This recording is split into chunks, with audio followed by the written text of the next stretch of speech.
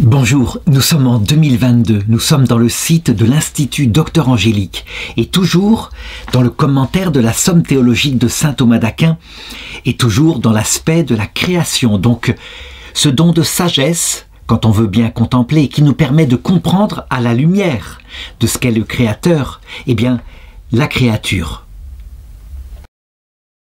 Et donc la question 45 s'intitule « De la manière dont les choses émanent du premier principe ».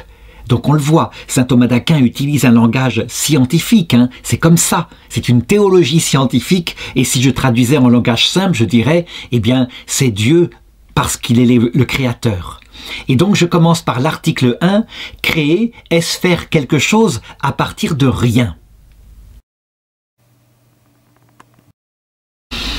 Cet article va me permettre de définir le vocabulaire. En effet, lorsqu'on regarde par exemple le chapitre 1 du livre de la Genèse, on voit qu'il n'y a pas tellement de différence entre le début, quand Dieu dit au tout début que la lumière soit et la lumière fut, et puis quand Dieu organise ensuite la vie, que les plantes, etc., le soleil qui apparaît. Or, il faut remarquer que dans notre expérience propre, nous utilisons le mot « créer », mais toujours, nous créons à partir de quelque chose. Par exemple, l'artiste qui veut faire une statue dans le marbre, il commence par choisir le marbre et il va lui imprimer la forme que, effectivement, il a créée dans son esprit. Mais on ne verra jamais un artiste humain partir de rien. Rien, ça veut dire de quelque chose qui n'existe pas, comme ça, par un pouvoir qu'il aurait en lui. C'est absolument impossible. Dans l'art qu'est l'éducation, par exemple, on part de l'intelligence de l'enfant, on connaît sa psychologie, et puis de la culture qu'on a reçue soi-même de ses propres parents. Lorsqu'on applique ce mot à Dieu, il faut le reconnaître, eh bien, il doit être réservé uniquement quand Dieu crée à partir de rien. Quand je dis à partir de rien, ça veut dire qu'il ne se sert pas d'une matière préexistante. Il n'utilise pas non plus sa propre essence. Il ne prend pas une partie de son essence pour fabriquer, par exemple, nous. Ce n'est pas comme cela. Donc, simplement, par son pouvoir de faire apparaître à partir de rien l'être, eh bien, c'est ce qu'on appelle la création. Si je prends l'exemple de l'apparition d'un petit être humain, à partir de ses deux parents, eh bien, il faut le reconnaître. Pour ce qui est du corps de ce petit être humain nouveau, Dieu ne part pas à partir de rien. Il part de la semence que les parents et du pouvoir que les parents ont reçu de donner la vie. Par contre, comme cette semence est matérielle, elle ne peut pas donner plus que ce qu'elle porte en elle, à savoir, eh bien, la vie biologique du petit être nouveau qui est là. Et donc, d'où vient l'esprit?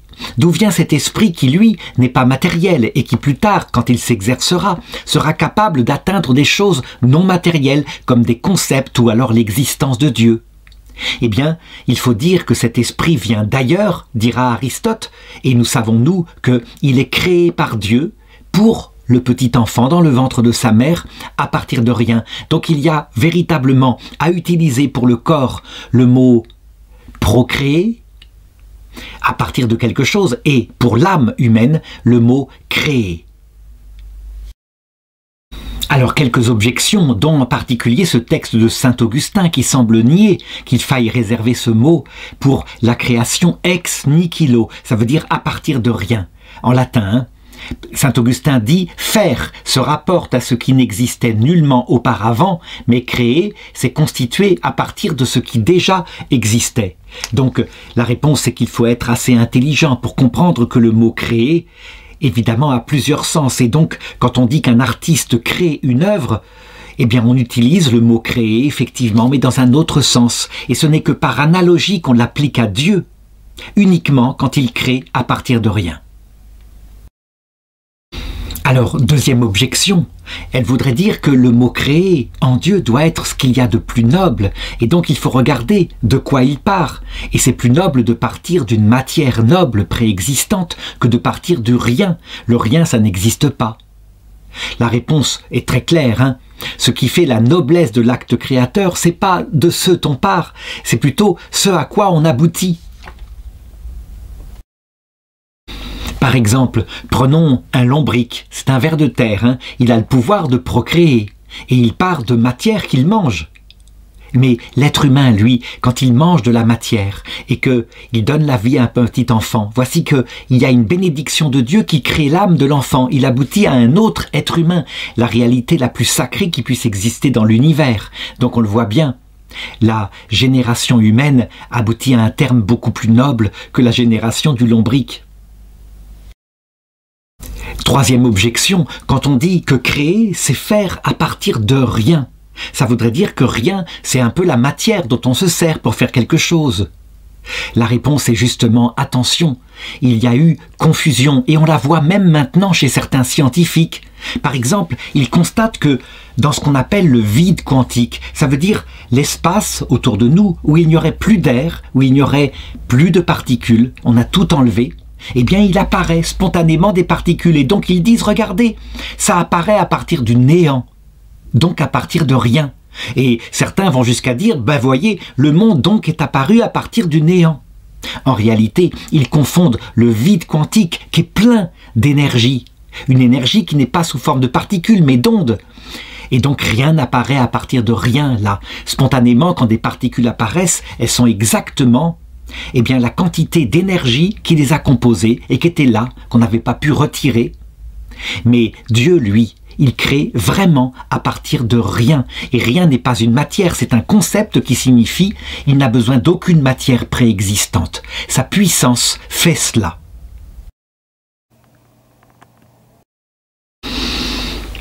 L'article 2 demande, est-ce que Dieu peut créer? Peut créer, alors au sens fort, hein, est-ce qu'il peut créer à partir de rien?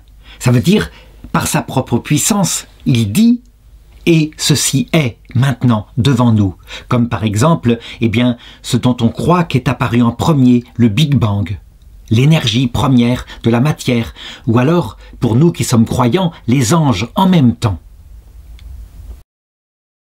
Alors, premièrement, nous le savons, nous maintenant, avec la science qui a avancé, je dirais depuis l'époque de saint Thomas d'Aquin, il n'y a pas de matière éternelle. Saint Thomas d'Aquin pensait l'inverse, il pensait qu'au-dessus de la Lune, la matière était composée de quintessence et qu'elle pouvait exister toujours dans des corps célestes qui avaient un mouvement circulaire éternel. Nous savons que tout ce qui compose notre monde au point de vue matériel est composé de la même matière qui est soumise à une entropie, ça veut dire qui est soumise à une dégradation. Donc on peut poser que comme un feu de bois, qu'aurait été allumé à un certain moment donné, le monde a un commencement. La meilleure théorie actuelle, c'est celle du Big Bang, qui dit que tout est apparu à un moment donné, il y a 14,7 milliards d'années. Peut-être que cette théorie changera encore, hein.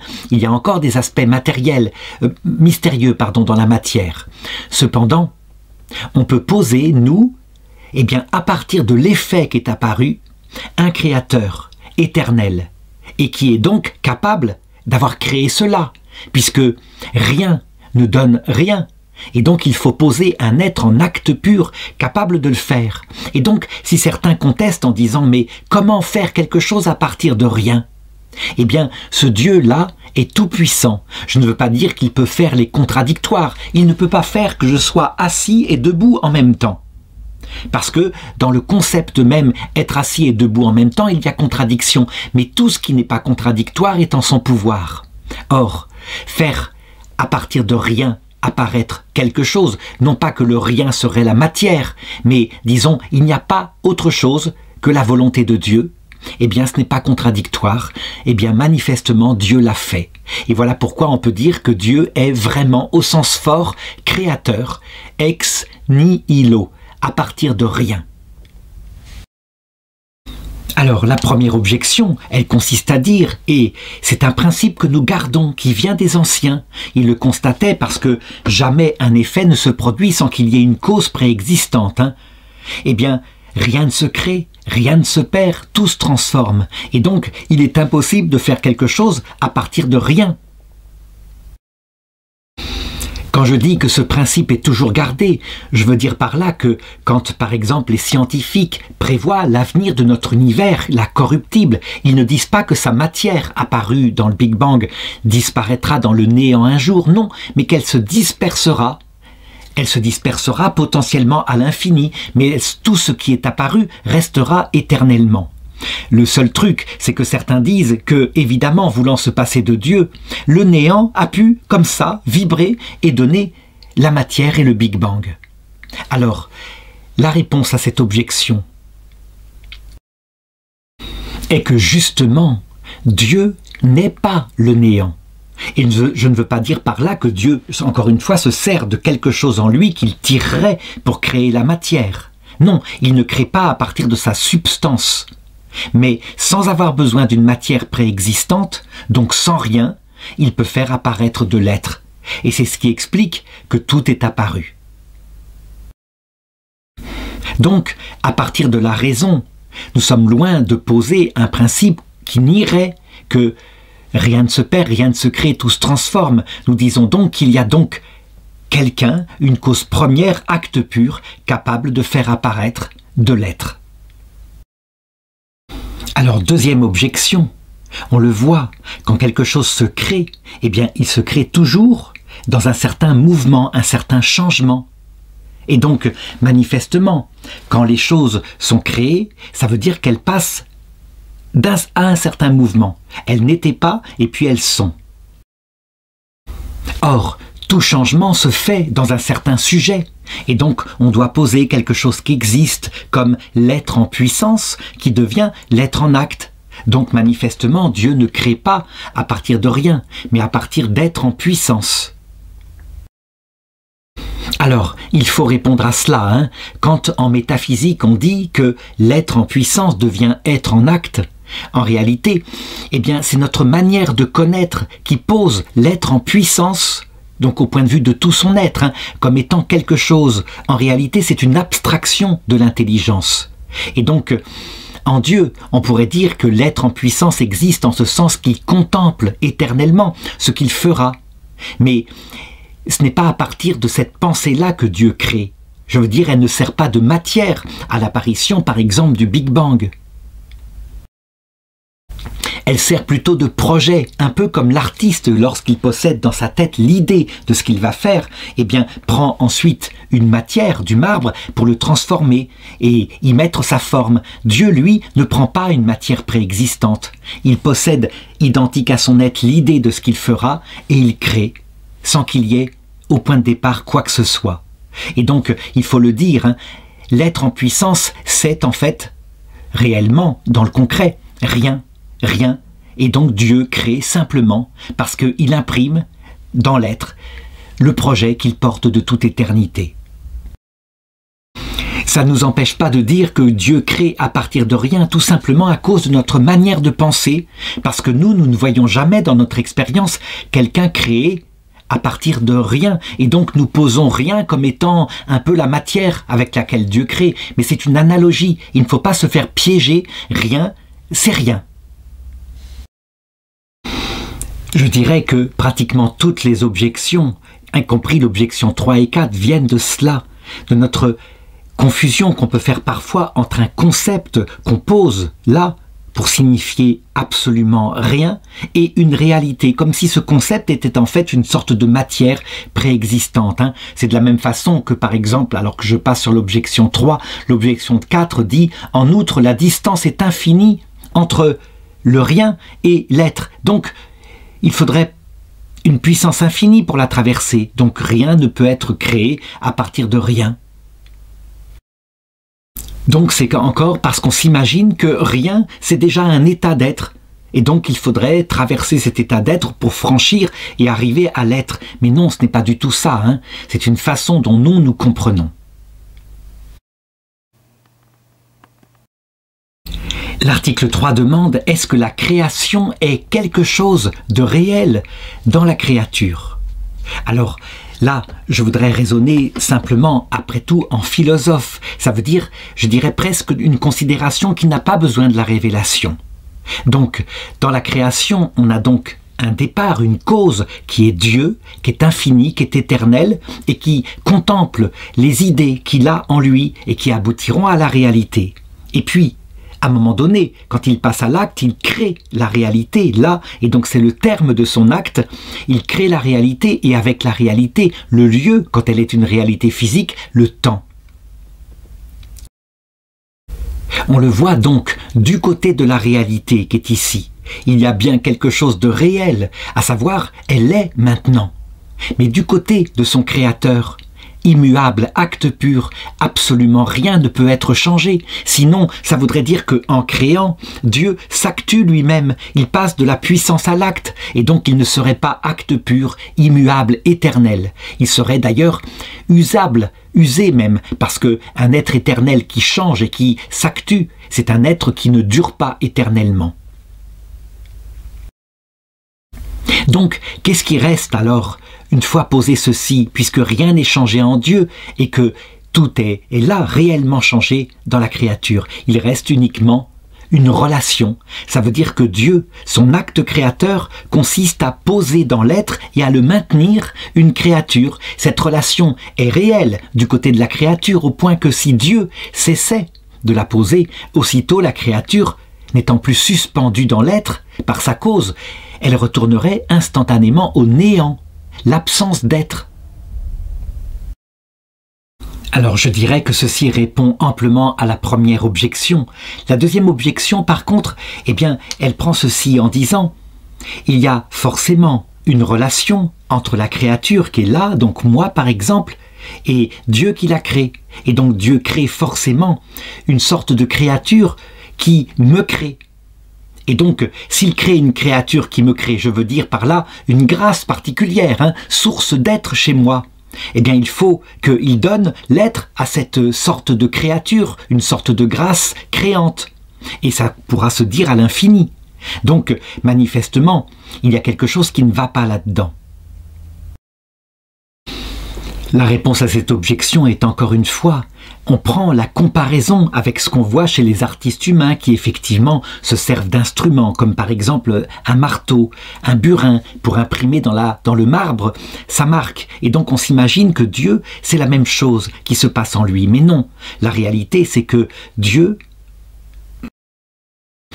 qui est l'être même et par soi, eh bien, sa puissance créatrice consiste simplement dans une relation réelle en nous et qui en lui n'est rien. Eh bien, il imprime l'être aux créatures qu'il fait exister. Et il n'y a pas besoin d'autre intermédiaire que cette relation qui vient de la puissance de Dieu. Donc, et ce sera la même réponse pour l'objection 3, la création par laquelle crée n'est pas une réalité en dehors de Dieu. C'est une façon dont nous avons pour décrire l'action de Dieu en tant que créateur. Alors, évidemment, on comprend pourquoi certains théologiens catholiques ont posé la création comme étant une sorte de grâce créée par laquelle il nous crée, par analogie à ce qui se passe dans l'union à Dieu. Quand Dieu nous unit à lui dans la contemplation, par la charité, on dit qu'il surélève notre âme par une grâce sanctifiante qui est une créature et qui nous permet évidemment d'atteindre à une vie surnaturelle avec lui. Oui, mais cette grâce-là, cette grâce sanctifiante elle-même n'est pas intermédiaire entre Dieu et notre âme. Elle est plutôt une puissance que Dieu donne à notre âme pour qu'elle soit capable d'aimer Dieu en retour de son amour, puisque Dieu dépasse largement ce que nous sommes. Donc il n'y a pas de comparaison à faire avec la création qui vient directement de la puissance de Dieu, s'appliquant aux créatures à qui il donne l'être. Enfin vient l'article 4 qui pose comme question « Être créé est-il le propre aux êtres composés et subsistants ?» Donc, est-ce que c'est le propre des êtres concrets, tels qu'on les voit, En réalité, cette question se pose parce que, il faut le reconnaître, certains philosophes, comme par exemple Platon, ont imaginé que Dieu pouvait créer ce qu'on appelle les abstractions, que notre esprit peut produire. Par exemple, la matière première, qui serait quoi? Eh bien, une matière non formée, de la pure puissance, que Dieu aurait créé comme cela. Et ensuite, eh bien, il y aurait imprimé, un peu comme le fait un artiste pour une statue, une forme particulière. Par exemple, eh bien, les constantes premières qui sont apparues. De même, Platon imaginait qu'il existait en soi, créé par Dieu, l'idée abstraite de la blancheur, donc non réalisée dans un sujet, ou alors la nature humaine en soi, abstraitement, non concrètement dans un sujet. Eh bien, c'est ce qui a posé malheureusement, on le voit par exemple dans un philosophe comme Jean-Paul Sartre qui se demande, est-ce que l'essence existe avant l'existence? Est-ce que l'être précède l'essence? Donc il se demandait si un être humain, là, pouvait exister devant lui, qui n'avait pas encore de nature humaine, mais que plus tard, il se la créerait lui-même par ses propres choix. La réalité, c'est que on a confondu, dans ce genre d'analyse, une abstraction que fait notre esprit avec raison. C'est vrai, on peut distinguer la couleur de ma peau ici, abstraitement de mon être, alors que cette couleur n'existe que dans mon être, hein, pas en soi, ici en tout cas.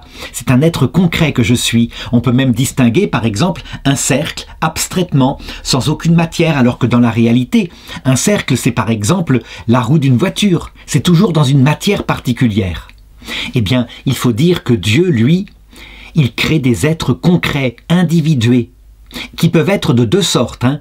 Soit il y a ce qu'on appelle les anges, les substances spirituelles. Ils sont individués par leur propre substance, mais ce sont des êtres concrets. Et donc il les crée sans qu'ils aient de matière.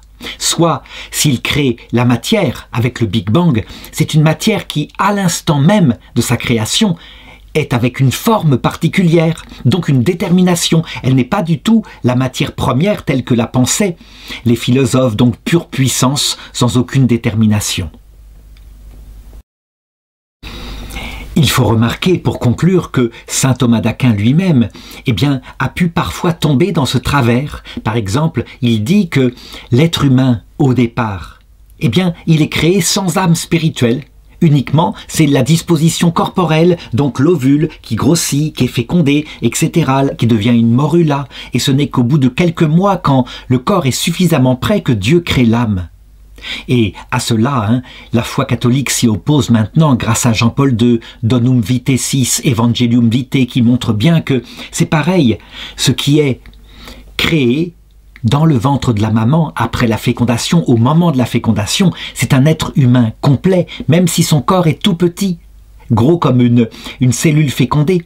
Mais Dieu, immédiatement, sans attendre, crée sa forme, son âme, et donc l'action de Dieu aboutit à des êtres concrets. Alors quelques objections, par exemple, le livre des causes qui dit « La première des choses créées est l'être ». Donc, manifestement, l'être, c'est quoi? Ben, c'est une abstraction. Et donc, il existe des choses non concrètes, non individuées par leur propre corps, des êtres en soi. La réponse, encore une fois, c'est que c'est typiquement la confusion que fait celui qui pense trop par abstraction et qui finit par comprendre ces abstractions comme étant des réalités parce que dans sa tête, elles sont des réalités.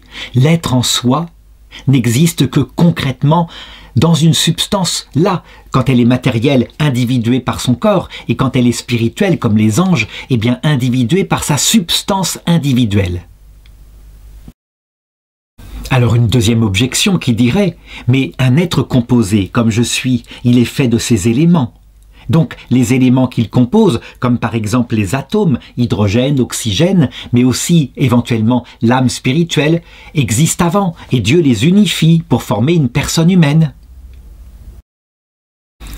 La réponse, c'est que, effectivement, le corps, lui, n'est pas au sens fort créé, il est procréé. Ça veut dire que c'est à partir d'une matière préexistante que mon corps apparaît à un moment donné, et c'est l'union de la semence de mes parents.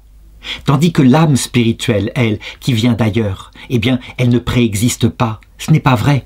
Et donc Dieu l'a créé pour l'unir à ce corps particulier, dans le même instant que la fécondation, et cela forme un être humain, substantiellement un, âme et corps. De fait, c'est accidentellement uniquement que là, en raison de ce qu'est la personne humaine, il pourrait y avoir la mort qui sépare deux éléments en lui, le corps qui redevient physique, enfin je veux dire matériel, hein, minéral, et qui va se décomposer, et l'âme qui part dans l'autre monde. Mais l'âme en elle-même n'a qu'une aspiration, c'est redevenir pleinement un être humain, puisqu'elle est faite pour être unie à ce à quoi elle donne la forme, à savoir son propre corps. Et enfin, la dernière objection, elle dit ceci: tous les êtres que nous expérimentons sont faits de matière. Et manifestement, donc, la chose que Dieu a créée uniquement à partir de rien, c'est la matière première. Et ensuite, c'est une question d'organisation, éventuellement, eh bien, par l'acte de Dieu ou par l'acte de ses ingénieurs que seraient les anges. Donc, la matière première, qui n'a pas de forme, est uniquement créée par Dieu. Le troisième argument, eh bien, simplement, encore une fois, il confond une pure potentialité matérielle, la matière première, qui est donc une abstraction de l'esprit, avec la réalité. Il est impossible qu'une matière première n'existe pas sans forme. Et en tout cas, le premier acte de création, en imaginant que la théorie du Big Bang soit vraie, eh bien, c'est cette matière-là. Cette matière-là, première, alors il se peut que dans la première seconde de l'univers, lorsque des constantes mathématiques se mettent dans la matière, ce ne soit pas l'œuvre de Dieu, que des anges, ces ingénieurs, aient pu le faire. Cependant, la puissance qui est impliquée là-dedans, puisque ce Big Bang comprend la totalité de la matière qui actuellement compose notre univers, la puissance qui est impliquée là-dedans, manifestement semble ne correspondre qu'à l'acte de Dieu. C'est donc sans doute Dieu qui a mis les constantes en créant la matière. Et ceci s'est fait au premier acte, instantanément, à l'instant T0 où la matière est apparue.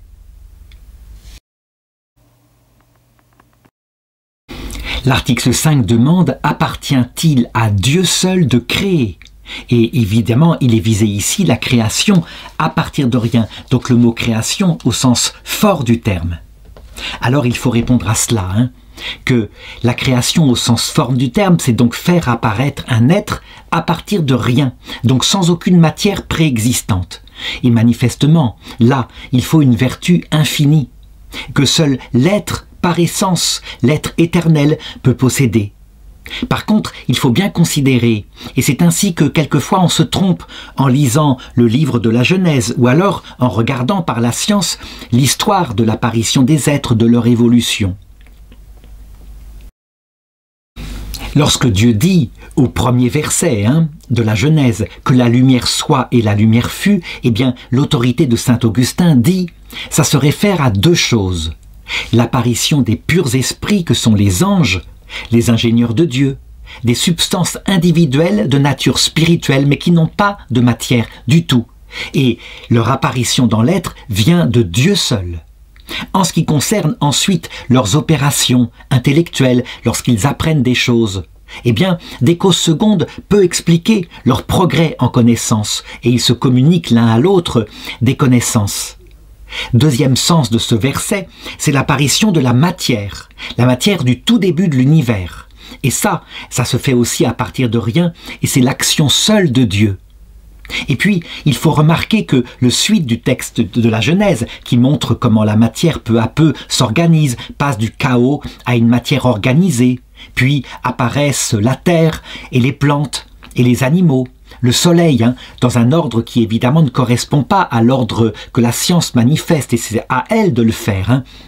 Peu importe, l'essentiel c'est que, ensuite, tout ce qui apparaît, hormis l'homme dans son âme spirituelle, est une organisation de cette matière. Et donc ce n'est pas au sens propre de la création à partir de rien.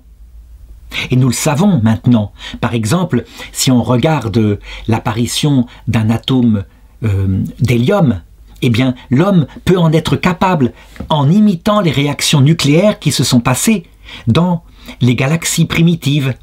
Ce qui veut dire que des causes secondes ont pu créer ces êtres qui sont en fait des organisations à partir de la matière, que sont l'hydrogène, l'hélium, etc., etc. Même chose pour la vie. La vie biologique est faite à partir d'atomes produits par les étoiles, et la vie ressemble à un mécano d'organisation extrêmement génial, très précis, mais analogue à ce que nous faisons avec nos ordinateurs. Et donc, l'apparition de la vie ne peut ne pas être attribuée comme création au sens fort à partir de rien à Dieu, mais parce que c'est intelligent. à ses ingénieurs, à qui il délègue cette mission, et qui eux-mêmes peuvent se servir de causes secondes, hein, non seulement les atomes, mais ensuite, pour faire évoluer la vie, eh bien, rien n'est radicalement écrit de nouveau. Par exemple, pour le corps humain, Jean-Paul II dit, manifestement, on le voit bien, il y a quelque chose qui a été pris dans une matière préexistante, dans des formes animales qui ont le même ADN ou un ADN presque semblable. Ce qu'il faut dire simplement, affirme Jean-Paul II, c'est que l'âme spirituelle d'Adam et Ève, puis ensuite de nous, ça ne peut pas venir de l'évolution. Ça ne peut pas venir du travail des causes secondes, c'est une création ex nihilo, et donc Dieu en est la cause, seulement Dieu. Donc, si je résume ce que j'ai dit, on parlera de création au sens fort pour la matière, à son commencement, accompagnée de sa forme première, pour les anges, substance spirituelle non matérielle, et pour les âmes humaines, une par une, ce qui veut dire que Dieu, à chaque fois qu'un bébé est conçu, crée vraiment, lui seul, ex nihilo, l'âme du petit enfant et l'unit à son corps. Pour tout le reste, qui est organisation de la matière, par exemple dans la procréation, lorsque les parents s'unissent pour donner le corps aux enfants, il y a usage de cause seconde. Et la cause seconde que Dieu a voulu, c'est soit ses anges pour l'organisation du monde en préparation de l'homme, soit le père et la mère humaine quand un petit enfant va être conçu. Alors la première objection, elle dit: pourquoi est-ce que Dieu n'aurait pas pu créer un ange premier, un ange supérieur, à qui il aurait donné pouvoir de créer à partir de rien? Rien ne lui est impossible. Ainsi, on pourrait expliquer un texte de l'Écriture qui dit que le Verbe est la première créature de Dieu. Après tout, est-ce qu'il ne l'a pas fait pour nous, êtres humains, qui sommes fragiles créatures et qui pourtant avons la capacité de créer un autre semblable à nous? Donc, pourquoi est-ce qu'il n'aurait pas donné ce pouvoir-là à ses anges, et donc, eux seraient le créateur, les créateurs de la matière? Alors il faut répondre à cela que d'abord, en ce qui nous concerne, ce n'est pas vrai que nous sommes créateurs au sens fort de nos enfants. Ce n'est pas vrai. Nous recevons d'ailleurs notre nature humaine et nous ne l'avons pas créée. Et nous communiquons à nos enfants quelque chose de nous à travers un instrument corporel qui est la semence féminine et masculine. Et Dieu, eh bien, il crée ce qu'il est seul à pouvoir créer, ça veut dire à partir de rien, ce qui ne peut pas être communiqué par la semence matérielle. Je veux parler de l'âme spirituelle de l'enfant. De la même manière, quand Dieu crée les anges, les milliards d'anges, au début de sa création, ces anges-là ont une substance particulière. Certes, chacun, comme ils n'ont pas de corps, chacun est son espèce, puisque la seule forme, c'est son propre esprit. Mais un ange ne peut pas donc créer autre chose que des choses accidentelles le concernant, plus de connaissances, et il peut d'ailleurs communiquer à un autre ange davantage de connaissances, ce qui fait qu'entre les anges, il y a éducation et une sorte de paternité, comme le dit l'apôtre, Dieu est le créateur de toute paternité au ciel et sur la terre. Mais en ce qui concerne la création au sens fort, donc l'être en tant qu'être, là, c'est la puissance seulement de Dieu qui est l'être même qui peut le faire. La conséquence, c'est que la phrase qui dit que le Verbe est la première parmi les créatures, en fait, puisque le Verbe a créé, c'est donc que le Verbe n'est pas une créature dans ce sens-là, mais qu'il est, par analogie, une créature en ce sens qu'il est, je dirais, à l'intérieur même de la vie de Dieu, nous l'avons montré, la connaissance éternelle que Dieu a de lui-même, donc qu'il a un principe qui est son propre Père. Mais il est forcément éternel et il a la nature divine puisque Dieu crée ex nihilo par son Verbe. Seul Dieu peut le faire. Alors l'objection 2 est un argument sans doute dépassé, qui dit ceci: il faut plus d'énergie pour créer quelque chose à partir de son contraire. Donc je suppose, par exemple, créer de l'or à partir du plomb. Le plomb qui serait un peu le contraire, c'est-à-dire le matériel vil, tandis que l'or est le matériel précieux. Que de créer un être à partir du néant. La réalité, c'est qu'on le voit bien. pour créer de l'or à partir du plomb, on peut le faire maintenant, mais c'est une énergie gigantesque.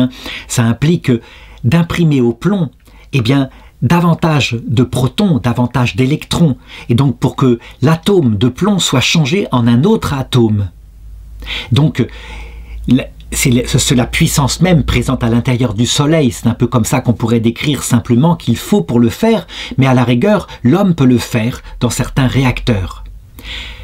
En ce qui concerne tirer l'être du néant, là, ce n'est pas une puissance limitée qu'il faut, c'est une puissance infinie, puisque le néant, c'est rien, c'est rien.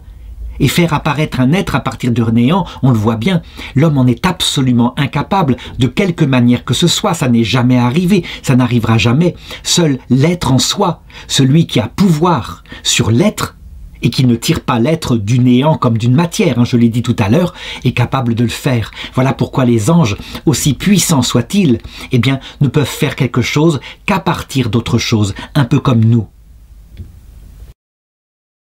Alors enfin, dernière objection, si on regarde le terme de la création, c'est un être fini qui est là, un être limité, un ange aussi grand soit-il est limité. Il n'est pas le tout-puissant. De même, la matière, eh bien, c'est une potentialité avec une certaine forme primitive. Et donc, manifestement, vu le terme du mouvement, il faut une puissance finie pour créer à partir de rien. Alors, eh bien, la réponse de saint Thomas d'Aquin consistera à dire, évidemment, il ne faut pas regarder la création seulement par le terme qui est là. Parce qu'effectivement, on peut aboutir, par exemple, un créateur humain peut, à partir de marbre, fabriquer une magnifique statue, et c'est un être fini, il n'a pas besoin d'une puissance infinie. Il faut regarder aussi dans le mouvement ce à partir de quoi on part et la manière dont c'est créé. Je vais donner un exemple. Si, par exemple, Dieu, par sa puissance, provoque le mouvement instantané d'un objet qui se trouve là, ici, par exemple, présent, et l'instant d'après, à l'autre bout de l'univers. Il peut le faire, sa puissance est infinie, alors il ne le fera pas en faisant traverser à ce corps la totalité des endroits entre les deux, mais par une autre manière, comme, je dirais, le recréer à un autre endroit. Dieu est maître de l'être et du néant. On dira que cette chose-là est impossible à toute puissance créée, parce qu'il faut une puissance infinie pour faire une chose comme cela. Il y a évidemment quelque chose qui touche à l'être pour obtenir quelque chose qui ressemble à un mouvement. Voilà pourquoi on parle de miracle au sens fort, on dépasse toutes les lois de la nature. Eh bien, créer à partir de rien, comme par exemple faire repousser instantanément, ça veut dire pas avec un temps très court, mais instantanément une matière qui n'existe pas chez un malade à Lourdes par exemple, eh bien c'est de l'ordre de la création.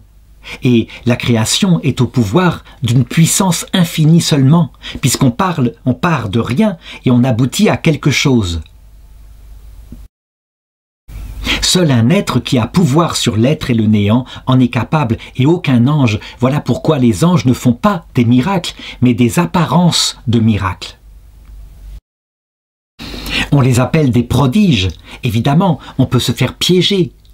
Mais en réalité, si on analyse les choses précisément, le miracle implique quelque chose qui s'oppose aux lois fondamentales de la nature, alors que le prodige s'en sert avec une grande rapidité, mais elle s'en sert. Le prodige ne part pas de rien.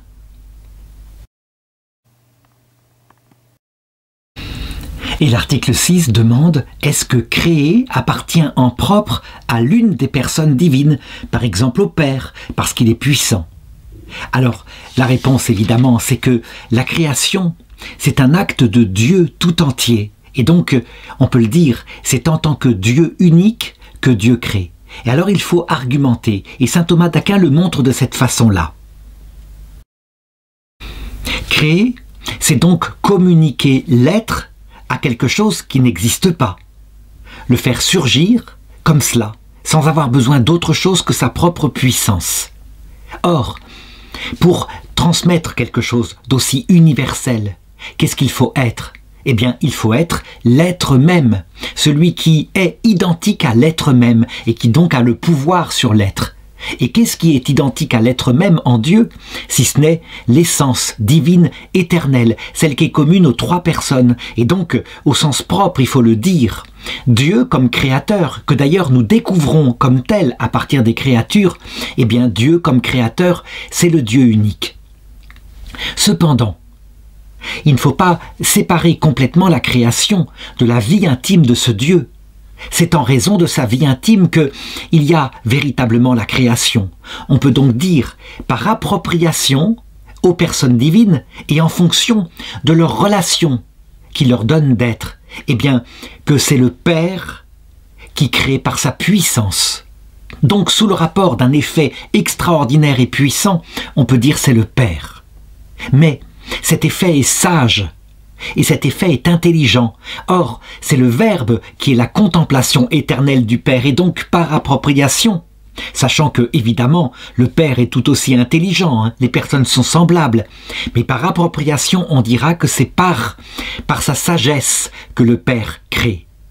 Et puis, le motif de cette création est gratuit. C'est simplement de l'amour qui se communique. Or, l'amour entre le Père et le Fils, c'est le Saint-Esprit. Et donc on dira par appropriation que la création est faite à cause du Saint-Esprit. Alors il y a tout de même des objections dont la première dit ceci. Il y a donc en Dieu une procession éternelle qui est, je dirais, le Verbe et le Saint-Esprit, et cette procession est parfaite. Et puis, il y a dans le temps une procession temporelle qui aboutit à notre création. Et donc, forcément, la procession éternelle, qui est dans le même genre que la procession aboutissant à nous, elle est cause de la procession qu'on appelle la création. Alors, il faut considérer d'abord, évidemment, que les processions éternelles en Dieu ajoutent à Dieu quelque chose en lui de réel. Les trois personnes qui sont des relations subsistantes, alors que la procession temporelle de nous ne change rien à l'éternité du Dieu unique. Donc, elles ne sont tout de même pas comparables. Mais tout de même, comme nous l'avons dit, eh bien, c'est vrai, c'est la procession et la vie intime de Dieu qui expliquent qu'il nous a créés.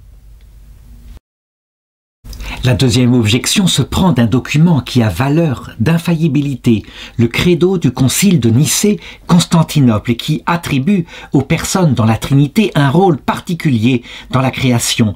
Ainsi, il est dit « Le Père est le créateur de toutes les choses, visibles et invisibles. Le Fils, par lui tout a été fait. Et le Saint-Esprit, il est maître et source vivifiante. » Donc manifestement, on le voit, même dans le credo, il y a une attribution de la création, non pas à l'essence unique de Dieu, mais aux personnes de la Trinité. La réponse à cette objection est que, évidemment, il n'y a pas une absolue, je dirais, séparabilité entre les processions des personnes et la création. Dieu, il crée par le motif de sa vie intime, qui est Trinité. Cependant, ce qu'on doit dire, c'est que Dieu crée donc avec puissance, intelligence et amour, et en tant qu'il est un Dieu qui possède essentiellement ces qualités-là.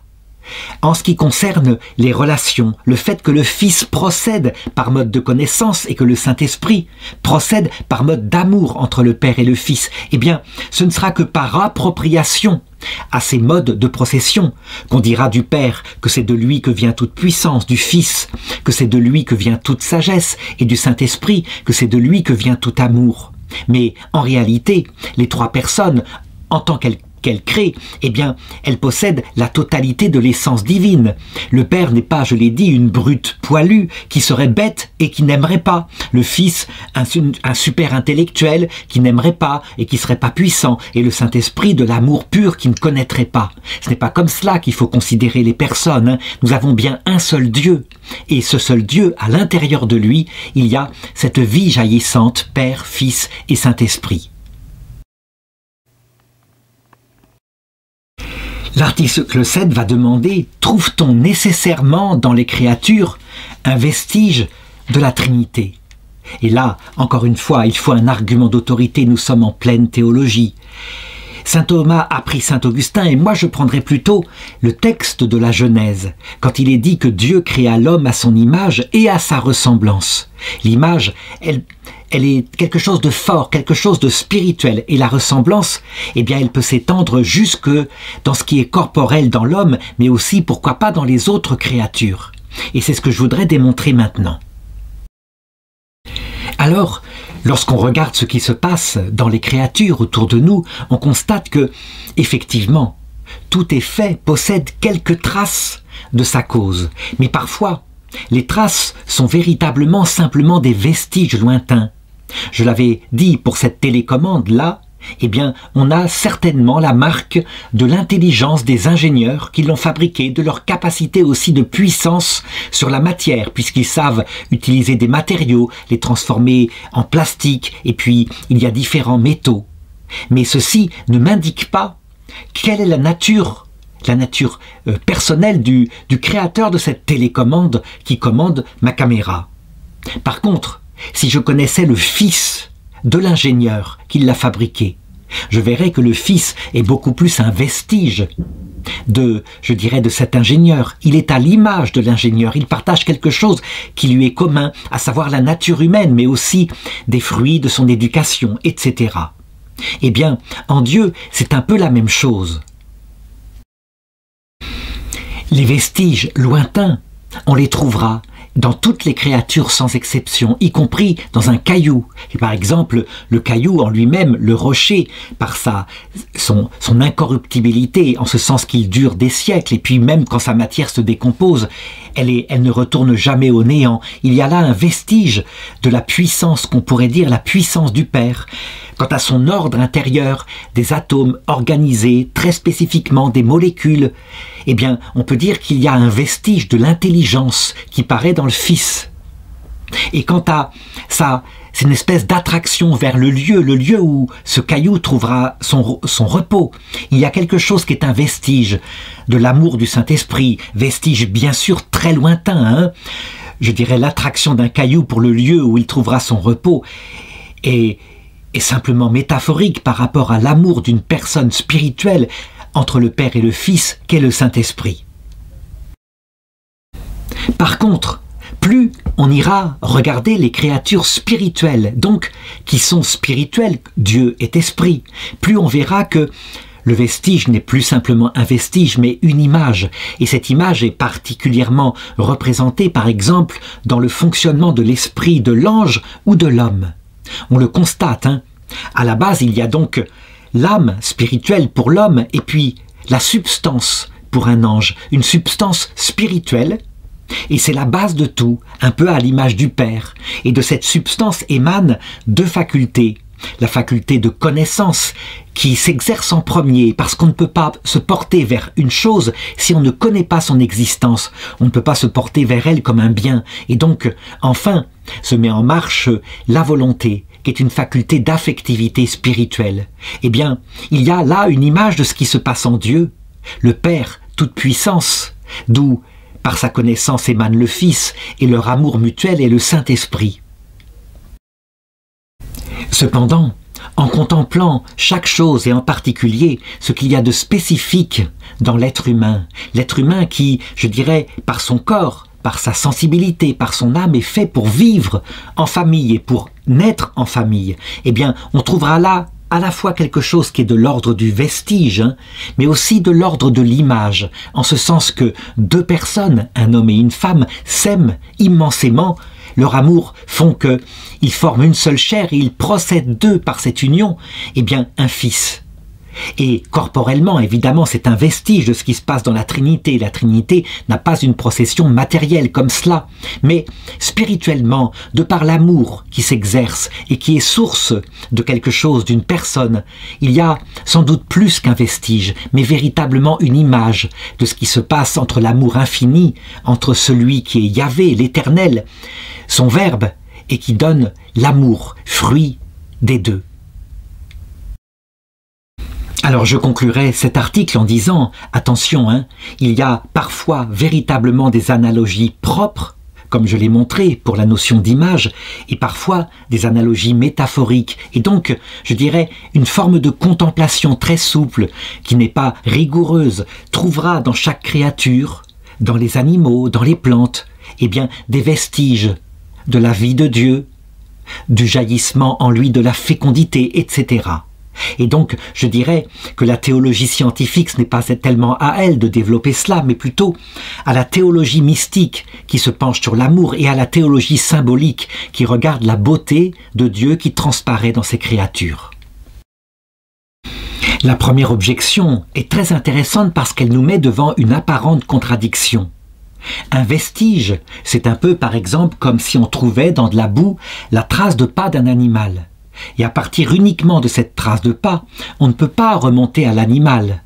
Si ce n'est parce qu'il en reste actuellement qu'ont des traces analogues et que peut-être on dira « Ah ben c'est sans doute par évolution le même genre » ou parce qu'on trouve le squelette. Eh bien, de la même façon, puisqu'on ne peut pas démontrer la Trinité à partir des créatures, on l'a dit, comment pourrait-on voir un vestige de la Trinité dans des créatures matérielles comme des chiens, des chats, des oiseaux, des abeilles? Alors ce qu'il faut répondre, c'est vrai, on ne peut pas, en contemplant une abeille, ou les abeilles dans leur vie, remonter à la Trinité en elle-même. On peut remonter par contre à un Dieu créateur du monde intelligent, un Dieu source de vie, donc dans son essence unique, mais pas dans sa vie intime. Par contre, lorsqu'on découvre et qu'on réfléchit plus loin sur ce Dieu unique, on se rend compte que forcément il est intelligent, il est tout-puissant, il est amour, que forcément son opération intellectuelle est parfaite et consiste à se contempler lui-même et à s'aimer lui-même, et on ne va pas plus loin. Donc, je dirais, une fois que Dieu nous révèle que cette contemplation aboutit à son Verbe qu'il aime infiniment et que cet amour est le Saint-Esprit, une fois ceci connu, après coup, quand on redescend pour contempler la créature, on voit qu'effectivement, c'était évident, les vestiges de cette vie trinitaire sont partout présents. Et il faut le reconnaître, il y a quelque chose de particulier dans la famille humaine, chef-d'œuvre de Dieu sous ce point de vue-là, puisque deux êtres sont source vraiment d'un troisième. C'est quelque chose d'étonnant que le monde des anges ne connaît pas. Quant à lui, ce sont juste des opérations spirituelles intentionnelles qu'il produit à l'intérieur de son être. Deuxième objection, si dans chaque créature, dans tout ce qu'elle est, il y a des vestiges de la Trinité, dans ce cas-là, on peut le dire, c'est pas simplement par exemple dans le fait que je suis un être humain, c'est aussi dans chaque atome présent à l'intérieur de moi, et on devra continuer comme ça pour voir et pour contempler des vestiges de la Trinité partout, et peut-être dans les propriétés, dans l'exercice de mon intelligence, des tas de choses comme cela. Et donc, on n'a pas fini de faire le tour des choses. La réponse de saint Thomas d'Aquin consiste à dire que, effectivement, Dieu, sa marque est partout, dans tous les êtres, et donc que la contemplation des créatures, même celle qui est apportée par la science moderne, qui descend au cœur même des cellules, des bactéries, eh bien, on y constate qu'y jaillit non seulement la puissance de Dieu, on est incapable de comprendre comment ça fonctionne, mais aussi son intelligence, qui a fabriqué une telle machine microscopique que nous-mêmes, après des années d'existence sur la Terre, on ne peut même pas imiter par nos ordinateurs. Et puis, tout cet amour, puisqu'il a mis tellement de perfection pour faire une simple créature comme cela, pour que nous puissions exister. Elles nous sont nécessaires pour un temps, durant notre vie terrestre, et puis tout est passager, par soi-même. Donc, peut naître ici, à partir de cette contemplation, ce qu'on appelle, en théologie mystique, le don de science. Un don du Saint-Esprit qui nous fait louer le Créateur dans ses créatures telles que nous les regardons. Alors enfin, troisième objection, admettons qu'il y ait des vestiges dans les œuvres de Dieu. Un peu comme je l'avais dit pour cette télécommande.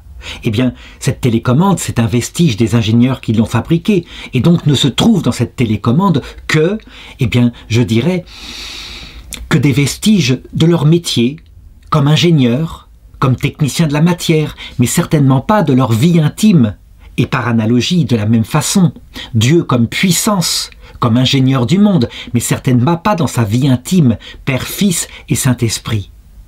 Eh bien, je dirais que cet exemple de télécommande est très bien vu et il nous montre comment on ne peut pas séparer les choses. Donc elle commande une caméra numérique qui permet quoi? De filmer beaucoup de choses, mais en particulier de filmer des souvenirs familiaux. C'est la plupart du temps pour cela que c'est fait. Et donc, on le voit, même par cet exemple-là, qui est une métaphore, eh bien, on devine que si on ne peut pas savoir quelle est la vie intime de celui qui a fabriqué cette télécommande, malgré tout, eh bien, une fois qu'il nous a révélé qu'il est une personne humaine comme nous, on peut deviner que, évidemment, il a une vie comme nous intime. Et bien Dieu, à partir du moment où il nous révèle sa vie intime, Père, Fils et Saint-Esprit, on comprend évidemment en pleine lumière, tellement c'est logique qu'il ait créé un monde comme cela. Ça vient de ce qu'il est intimement, ça ne peut pas être complètement séparé de cela.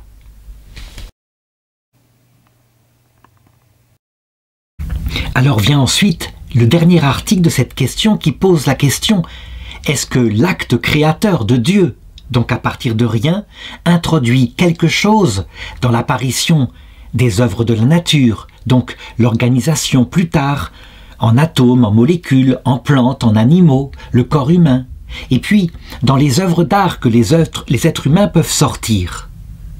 Alors, la réponse de saint Thomas est de dire, attention, l'œuvre de la création porte sur l'être des choses à la base. Le reste, c'est souvent de l'organisation.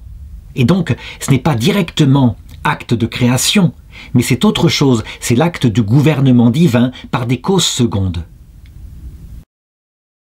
Alors il faut comprendre comment cette question a pu se poser, et d'ailleurs elle est toujours actuelle.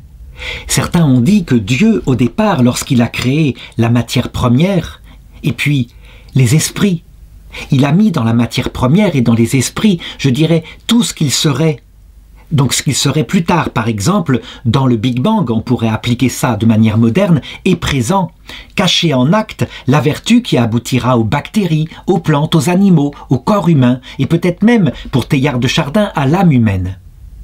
Évidemment, il y a là une erreur, Il confondait, je dirais, la matière qui est comme une pâte à modeler, puissance à faire toutes sortes de choses, et l'acte d'être.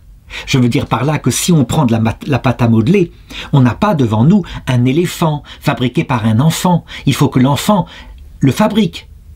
Mais pourtant, la pâte à modeler peut devenir en puissance. Elle porte en elle la puissance de devenir un éléphant de pâte à modeler. Donc, la création ne s'est pas passée comme cela. Dieu crée une matière avec une certaine forme au départ, et ensuite, eh bien, soit il le fait lui-même, soit il délègue ses anges, afin qu'ils lui donnent une forme de plus en plus parfaite en vue de l'apparition de l'être humain. Alors je ne suis pas en train de nier la possibilité de l'évolution, mais l'évolution ne fait pas du radicalement nouveau.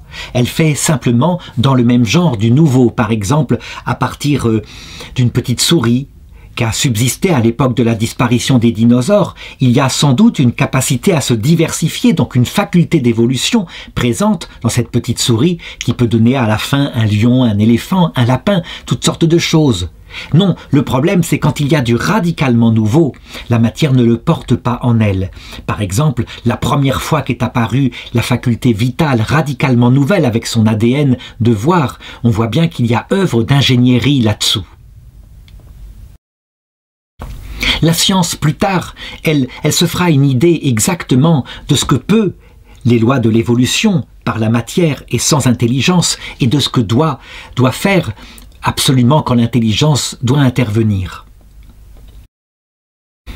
Alors il y avait eu une autre théorie comme ça qui disait que rien n'existait, pas même nos œuvres d'art, je ne sais pas, la fabrication par exemple de ce livre-là. Si au départ Dieu n'avait pas créé en soi l'idée de livre, une idée subsistante, flottant comme ça dans le monde des idées. Et à ce moment-là, nous ne ferions, disait Platon, que appliquer cette idée que nous contemplions sans savoir qu'elle existait déjà, et donc, par exemple, fabriquer ce livre tel qu'il est devant moi. Donc ça encore, c'est une théorie imaginaire que Aristote a tout à fait contredite en montrant que lorsque un homme fait une œuvre d'art nouvelle, eh bien, il a une capacité en lui, par son imagination, son intelligence, en observant le réel, en combinant les choses, eh bien, de faire quelque chose de nouveau sans que le concept en soi de l'œuvre d'art qu'il prévoit ait existé et préexisté à son intelligence qui la pense. Et donc, que faut-il conclure de cela? Eh bien, l'acte créateur de Dieu n'intervient que quand il y a passage à partir de rien à l'être. Et donc, finalement, je l'ai dit, à trois choses. Pour le moment, la matière dans son état primitif, donc peut-être, si la théorie de l'évolution est vraie, sortie du Big Bang. Deuxièmement, les esprits, l'esprit des anges, et puis, à chaque fois qu'un homme est conçu, l'esprit du petit bébé, qui est infusé par Dieu en lui et qui vient d'être créé par Dieu à partir de rien. Pour ce qui est des animaux, puisque leur vie à elles est psychique et donc peut s'expliquer uniquement par l'organisation de leur corps matériel, leur cerveau en particulier, alors là, pour le coup, il n'y a pas comme pour nous la création d'une âme spirituelle. Et donc, les parents d'un animal peuvent lui communiquer par leur faculté de reproduction ce qu'il deviendra plus tard comme animal, comme réalité sensible. Alors la première objection dit, quand on regarde les œuvres de la nature, par exemple l'apparition d'une bactérie, ou celle de l'art, comme un magnifique tableau, le Christ derrière moi, eh bien, forcément, la forme n'existait pas avant. Il faut être réaliste, hein. Et donc, puisqu'elle n'existait pas avant, ça veut dire que l'apparition de cette forme nouvelle dans la bactérie sort de rien. Et donc, il y a bien dans l'organisation, à la fois du monde postérieur à la création et des œuvres d'art, eh bien, création à partir de rien. Il faut répondre à cela que, évidemment, il n'y a pas possibilité pour que sorte un acte d'être supérieur, un niveau d'organisation supérieur, comme ça, génialement organisé, dès qu'il est trop complexe, qu'il sorte purement du hasard. L'analogie qu'on peut prendre pour les bactéries, c'est comme si on avait un puzzle de 1000 pièces mélangées, et qu'on passait des milliards d'années à lancer les pièces en l'air jusqu'à ce que, un jour, par hasard, elles retombent en place et le puzzle est fait sans qu'il y ait intervention d'une intelligence. On voit bien que la vie est tellement complexe que c'est comme si on disait « je lance en l'air des pièces d'ordinateur et j'attends des millions d'années et finalement elles vont se goupiller pour faire un ordinateur qui marche ». Donc il faut bien, à ce niveau-là, ainsi d'ailleurs que pour les œuvres d'art. Une cathédrale, c'est pareil, mais pourquoi pas, les paléontologues le montrent avec un silex taillé, où il y a eu une trentaine de coups pour faire une feuille de laurier avec un tranchant. Eh bien, on voit bien, ça dépasse même ici les potentialités de la nature, et pourtant, il n'y a eu peut-être que 30 coups qui ont été donnés sur ce silex. En tout cas, dans les deux cas, la forme ne surgit pas du néant, soit elle surgit d'un ange, d'un ingénieur de la nature qui a structuré la matière pour qu'elle devienne vivante, soit, quand c'est un vivant et qu'il peut y avoir une programmation à l'intérieur d'un vivant antérieur pour le faire évoluer, eh bien de cette programmation qui elle-même est sourcée par une intelligence organisatrice du monde. Et pour l'être humain, eh bien les cathédrales viennent du projet de l'architecte et non pas de rien. La deuxième objection regarde ce qu'il se passe dans la nature. Et normalement, un effet ne peut pas dépasser sa cause. Or, on voit apparaître au cours de l'évolution des espèces nouvelles qui n'existaient pas avant. Par exemple, des animaux avec une structure d'organisation qui est radicalement différente de ce qui précédait dans l'ère géologique d'avant. Donc on doit dire au moins pour cela, il y a dû avoir acte créateur pour une forme substantielle nouvelle. Il faut répondre à ça que dans l'ordre de la vie, on le voit bien, il y a parfois une faculté d'évoluer qui a été installée dans l'ADN, une faculté d'évoluer lentement avec le temps, par des mécanismes comme par exemple l'adaptation, une adaptation dont le caractère a produit un changement chez les vivants, et ce changement étant utile, eh bien, il est gardé par sélection naturelle. Cependant, Il faut bien se dire que ce qu'on découvre là et qui peut aboutir à une grande diversité dans un même genre de vivant, eh bien, on l'a étendu quelquefois très très loin en disant qu'il pouvait aussi provoquer ce qu'on appelle des macro-évolutions, comme par exemple l'apparition d'une forme radicalement de vie ou d'une faculté vitale radicalement nouvelle, du style la vision, l'audition, avec un ADN qui correspond, c'est-à-dire un message qui code cela à l'intérieur du corps, radicalement nouveau, faisant des centaines de milliers de bases. Et donc, eh bien, il faudra que la science progresse pour voir si une telle chose a pu être ainsi programmée. Il y a peut-être eu, je dirais, généralisation d'un mécanisme d'évolution qui aboutissait, je l'ai dit, à partir d'une souris à quelque chose de plus gros, comme un lapin ou un lion à un moment donné. Généralisation à des choses impliquant radicalement quelque chose de nouveau. On voit bien, par exemple, que pour le corps de l'homme, il n'y a pas de problème, dit Jean-Paul II, pour penser qu'il vient par évolution d'hominidés, animaux préexistants. Mais il y a bien aussi quelque chose de radicalement nouveau qui ne peut pas venir de l'évolution, à savoir l'âme spirituelle. Eh bien, il faut regarder si à chaque fois qu'il y a eu macro-évolution, donc forme de vie radicalement nouvelle ou ADN radicalement nouveau, codant une fonction vitale radicalement nouvelle, si là, il a fallu l'intervention d'une intelligence organisatrice, et il n'y a pas besoin de faire intervenir Dieu à ce moment-là. Les anges, puisqu'il ne s'agit pas d'une création à partir de rien, peuvent très bien, avec leur intelligence propre, organiser les choses dans la vie matérielle. La troisième objection est très forte parce que justement elle va dans le sens de la macroévolution qui se ferait par hasard. En effet, à l'époque du Moyen-Âge, on constatait que quand il y avait un cadavre qui était là, eh bien tout d'un coup apparaissaient dans le cadavre des bestioles qui se déplaçaient, des vers, et ces vers, ils venaient spontanément par le soleil qui frappait ce cadavre. En réalité, nous le savons maintenant, jamais, dans quelque chose de stérile, donc inimaginant que ce cadavre, on l'ait passé avec des rayons qui aient tué en lui toute forme de vie, et qu'il soit parfaitement isolé, je dirais, de toute contamination venant de spores, de graines, de microbes venant de l'extérieur, jamais il ne se développera quelque chose. L'eau qui croupit et qui donne des grenouilles, c'est parce qu'une grenouille discrètement la nuit est venue pondre dedans. Il n'y a donc pas de génération spontanée, c'est trop complexe. Alors, cette théorie-là est tout de même appliquée pour les macroévolutions en disant il suffit de temps, de beaucoup de temps, et peu à peu, insensiblement, en gardant les caractères dus au hasard dans l'ADN ou alors les caractères acquis, eh bien, on aboutira à des vivants radicalement nouveaux. On le constate, le mécanisme effectivement marche, mais encore faut-il lui donner sa limite exactement. Toute la question est de savoir, puisque une cause ne peut produire que son effet. C'est une analogie que je donne. Si je lance en l'air un puzzle et qu'il retombe, c'est vrai qu'il va retomber de manière unique, qui jamais ne se reproduira, mais toujours sous la forme d'un tas. Un tas, c'est un effet qui est, je dirais, possiblement produit par le fait que j'ai lancé les 1000 pièces du puzzle en l'air.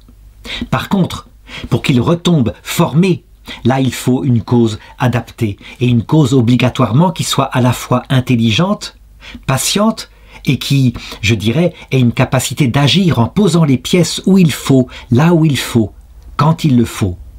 Eh bien, il faudra voir si l'évolution est capable de faire cela pour l'ADN de la vie, c'est-à-dire ce qui programme la vie quand elle est radicalement nouvelle. Alors, quatrième objection, si les animaux, les plantes, le corps humain n'est pas créé au sens fort par Dieu, mais juste organisé par des causes secondes, alors dans ce cas-là, on ne devra pas dire qu'une grenouille, un oiseau et le corps humain sont des créatures. Seule notre âme serait une créature, et le reste, eh bien, une question d'organisation. Et manifestement, ça ne colle pas. Alors il faut répondre à cela, que bien sûr que les grenouilles sont des créatures, ne serait-ce que parce que la matière qui les compose, elle est créée par Dieu seul. Et même si cette matière après a été organisée par des ingénieurs que Dieu a délégués ou par des lois de la nature qui agissent pour y aboutir, eh bien il n'empêche que c'est une créature. Parce que Dieu en est la cause première.